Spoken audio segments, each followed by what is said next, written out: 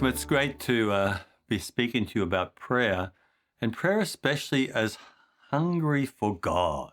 Are you hungry for God?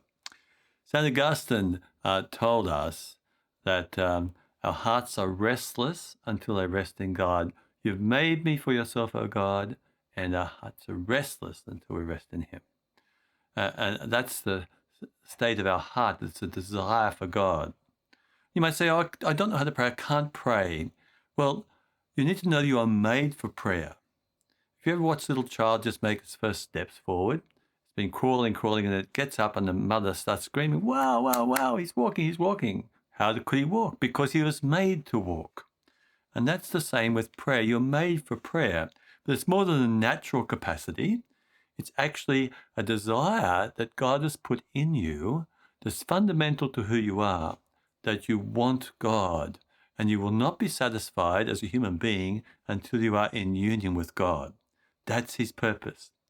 Remember the woman at the well who came to the well in the middle of the day, and Jesus was there and said to her, I thirst. And in John's Gospel, that means more than just a natural thirst.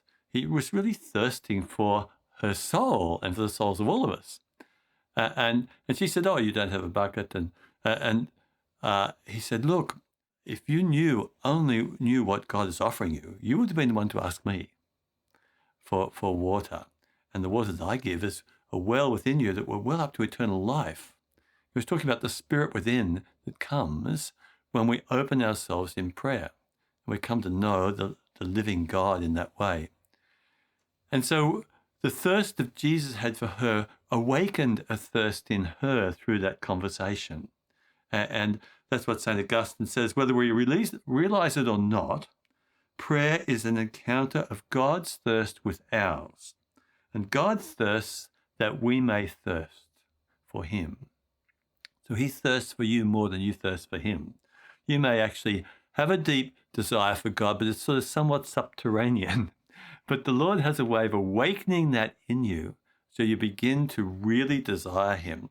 And that's what prayer is, just really desiring Him. It's a miracle that happens within us where we have this desire spring up within us that's a yearning for God. It's the truth of who we are. And when we hear in the scriptures where it says, pray at all times, how can you pray at all times? Well, that deep desire is there within you. And when you pause to stop for prayer and to be more reflective, that's when you become more conscious of that desire within you.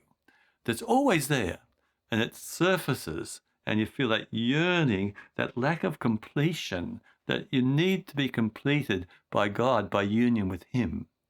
Now, St. Paul talks about how the whole of creation is groaning, yearning, longing for its completion, and that we too groan inwardly as we await the fullness of what God has for us. There's a hunger deep within every human person. And the Lord's purpose is to awaken that in us more and more if we allow Him to do that. By His love, as we experience His love in our hearts, His love enkindles like a fire within us for Him. And we have a deep yearning for union with Him. And we know we will not be satisfied until we come into that union with Him. And so prayer is just simply hanging there, in many ways, yearning for God and not having to say that many words. It's like who we really are, human beings who can only find our fulfillment in Him, can only find everything that God has desired for us by turning to Him and allowing Him to create that desire in us for Him. So let's allow that to happen in our hearts and not to be thinking, oh, I've got to do this, I've got to do that, I've got to have that technique, I've got to have this special thing, and then my prayer will work. Your prayer is already working within you to the extent that you are hungry for God. Allow Him to awaken that hunger in you, yearn for Him, and cry out from the depth of your spirit, from a heart that can only be filled with what it most needs by God Himself.